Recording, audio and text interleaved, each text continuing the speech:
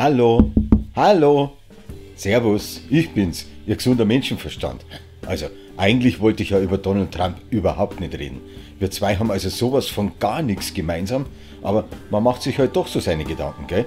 Denkt er doch tatsächlich, man könnte Menschen zur Corona-Abwehr Desinfektionsmittel spritzen, weil die ja schließlich äußerlich angewendet so einen Virus in kürzester Zeit killen?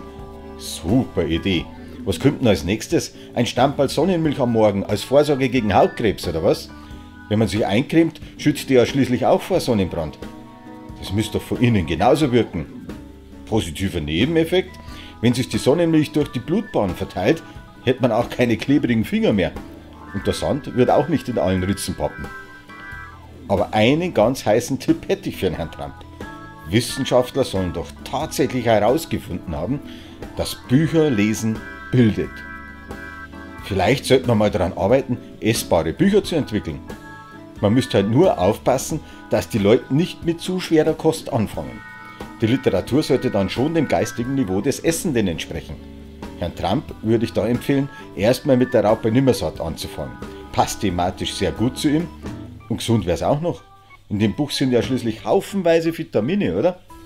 Und spätestens hier verabschiedet sich der gesunde Menschenverstand und sagt Servus. Und nicht vergessen, selber denken macht schlau.